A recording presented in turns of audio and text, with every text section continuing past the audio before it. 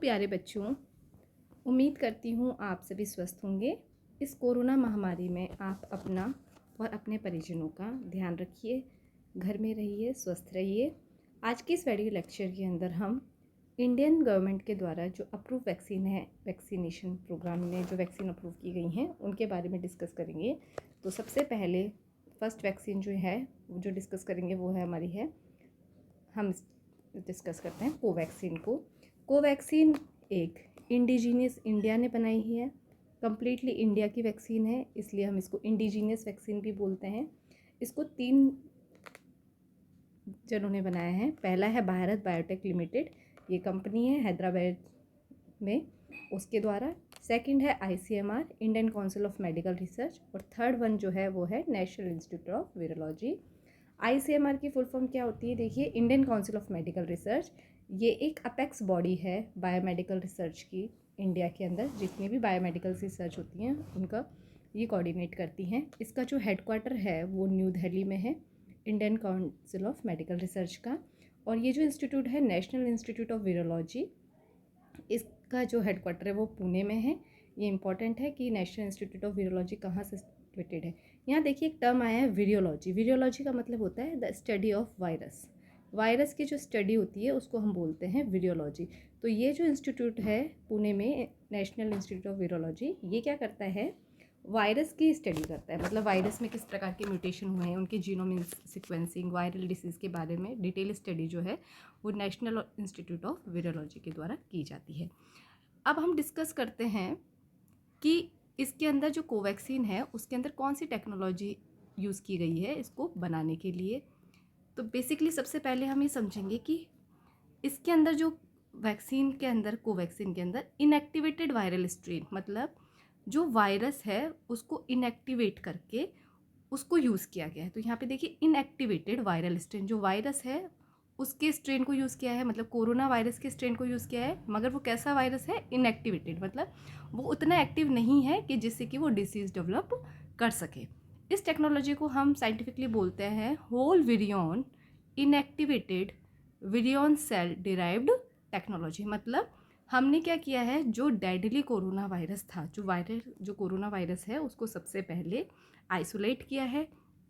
उस corona virus को isolate करने के बाद में उसको इनएक्टिवेट किया है, और उस वायरस को इनएक्टिवेट करने के बाद में हम उस कोवैक्सीन के अंदर उसको यूज़ कर रहे हैं। इससे होगा क्या कि जब हमारे वैक्सीनेशन होगा तो हमारे अंदर इनएक्टिवेटेड कोरोना वायरस क्या होगा, हमारे अंदर क्या होगा, इनएक्टिवेटेड कोरोना वायरस जब हमारी बॉडी के अंदर जाएगा वैक्सीन के थ्रू, तो हमारी जो बॉडी है वो क्या करेगी, उसकी इम्यून रिस्पॉन्स होगा उसके अंदर, ठीक है।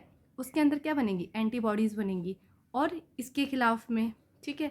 अब क्योंकि ये क्या है, इनएक्टिवेटेड है, तो ये इतना ज़्यादा अपने आप को रेप्लिकेट तो नहीं कर पाएगा कि डिसीज़ डेवलप कर पाए, मगर ये एंटीबॉडीज़ बना देगा, जिससे क्या होगा कि एक्चुअल में जो कोरोना वायरस है, एक्टिव कोरोना वायरस जो है, वो हमारे अंदर डिसीज़ डेवलप नहीं कर पाएगा।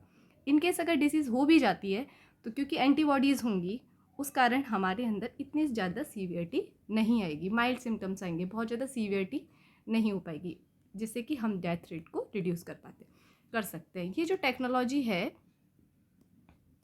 ये ऑलरेडी और वैक्सीन जैसे जो हैं, जैसे हेपेटाइटिस ए की, इन्फ्लुएंज़ा, रेबीज़ और जो पोलियो की जो वैक्सीन है उनके अंदर भी हमने क्या यूज़ किया है, इनएक्टिवेटेड वायरल स्ट्रेन को यूज़ किया गया है। तो ये ऐसा नहीं है कि फर्स्ट टाइम कोवैक्सीन के अंदर हमें वायरल को डाल रहे हैं, इनएक्टिवेटेड वायरस को।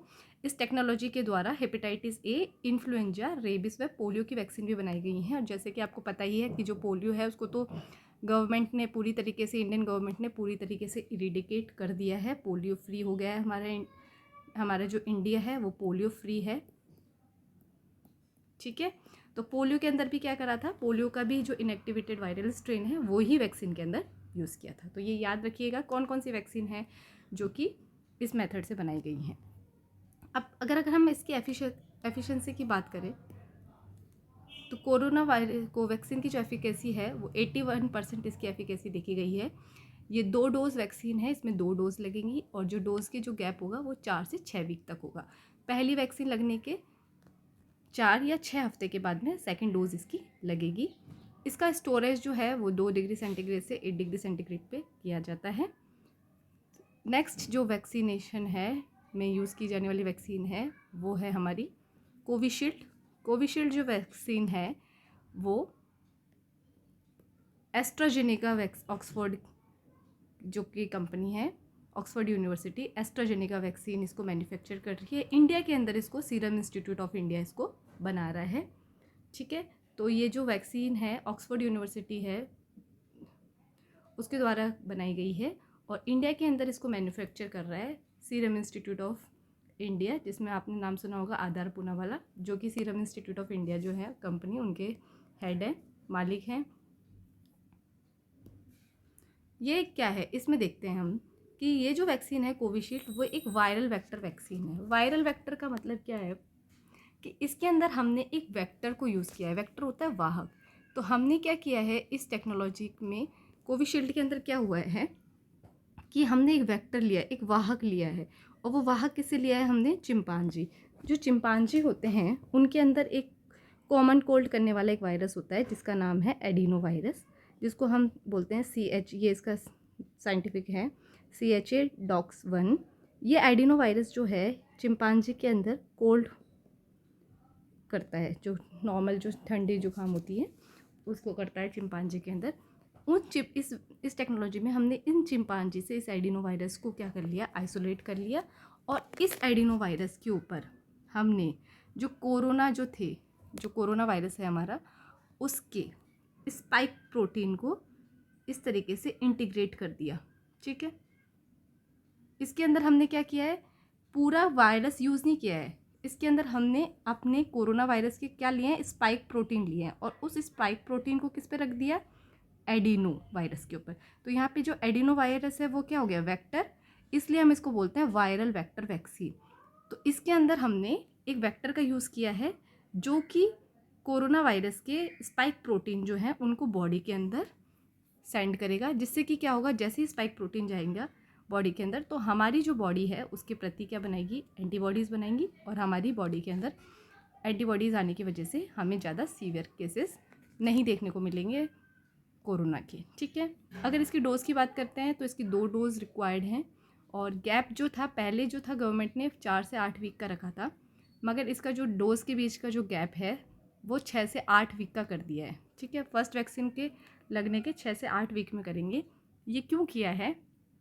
मिनिस्ट्री ऑफ हेल्थ अफेयर जो फैमिली एंड हेल्थ अफेयर है उसने 2 कमेटी की रिकमेंडेशन, एक है NTAGI national technical advisory group on immunisation और दूसरी है NEGVAC, यह है national expert group on vaccine administration for कोविड-19। इन्होंने सुझाव दिया कि अगर जितना लेट अगर हम सेकेंड डोज देते हैं तो जो एफिकेसी है वो इंक्रीज़ हो जाती है। अगर फर्स्ट डोज 70% एफिकेसी देता है इसका, तो सेकेंड डोज में अगर इतना गैप रखेंगे तो एफिकेसी को इंक्रीज़ करा जा सकता है और उसको एफिकेसी को 90% तक भी आई जा सकती है। उनके रिकमेंडेशन पे ये जो गैप है वो 4 से 8 वीक का बढ़ाकर 6 से 8 वीक का किया गया है। ये जो वायरल वेक्टर वैक्सीन के बेस पे, टेक्नोलॉजी के बेस पे, इबोला जो वैक्सीन है वो भी एक वायरल वेक्टर वैक्सीन है जो भी इसी तरीके से बनाई गई है जिस तरीके से कोरोना जो हमारी एस्ट्राजेनेका वैक्सीन है उस मेथड पे बेस्ड है। इसके अंदर भी एक वायरस को यूज़ किया गया है एज ए वेक्टर। जो थर्ड वैक्सीन जो अप्रूव की गई है वो है स्पुतनिक 5। ये रशिया की वैक्सीन है। ये भी एक वायरल वेक्टर वैक्सीन है। वायरल वेक्टर वैक्सीन का मतलब आप समझ गए होंगे कि जो वेक्टर यूज़ करेंगे और उस वेक्टर पे कोरोना के स्पाइक प्रोटीन या RNA को हम ट्रांसफ़र करेंगे उसके थ्रू। इसको है ना, ये एक एडिनो वायरल बेस्ड है। ये इम्पॉर्टेंट है कि ये जो स्पुतनिक 5 है इसमें 2 कंपोनेंट वैक्सीन है। इसके अंदर 2 तरीके के वायरल वेक्टर को यूज़ किया गया है। एक है एडिनो वायरस सीरोटाइप 5 वेक्टर, दूसरा जो वेक्टर यूज़ किया गया है वो है एडिनो वायरस सीरोटाइप 26। देखिए जो दोनों जो हमारी जो वैक्सीन थी एस्ट्राजेनेका की कोविशील्ड, उसके वो भी एक वायरल वेक्टर वैक्सीन थी। ठीक है, मगर बच्चों उसमें क्या था? जो वेक्टर था वो चिंपांजी से निकाला, एक ही स्ट्रेन था एडिनो वायरस। जबकि इसमें क्या है, 2 अलग अलग डोज में अलग अलग वेक्टर यूज़ किए गए। फर्स्ट डोज लगेगी उसमें एडिनो वायरस सीरोटाइप 5 वेक्टर होगा, दूसरे में एडिनो वायरस सीरोटाइप 26 यूज़ किया गया है। तो ये इसीलिए इसको स्पुतनिक 5 को 2 कंपोनेंट वैक्सीन बोला गया है। तो इसका रीज़न ये है कि उनको ये लगता है कि अगर ऐसा करा जाएगा तो जो इम्यून रिस्पॉन्स है वो ज़्यादा अच्छा आएगा। इसको जो स्पुतनिक जो 5th है, इसको बनाने वाली जो कंपनी है वो है Gamaleya national centre of epidemiology and microbiology, Moscow में सिचुएटेड है। उसने इसको बनाया है। इसकी डोजेस की अगर हम बात करें, इसकी 2 डोजेस लगती हैं और इसका जो 2 डोज के बीच में जो गैप है वो कंपेरेटिवली कम है, 21 डेज़ का ही है। इसकी एफिकेसी 92% तक है। स्टोरेज में इसमें अगर इसको ड्राई फॉर्म में स्टोर किया जाता है तो 2 से 8 डिग्री सेंटीग्रेड टेम्परेचर चाहिए, सेम जैसे हमारी कोविशील्ड और कोवैक्सीन को चाहिए था। मगर लिक्विड फॉर्म अगर हमें इसको स्टोर करते हैं तो इसको -18.5 डिग्री सेंटीग्रेड टेम्परेचर की ज़रूरत होती है।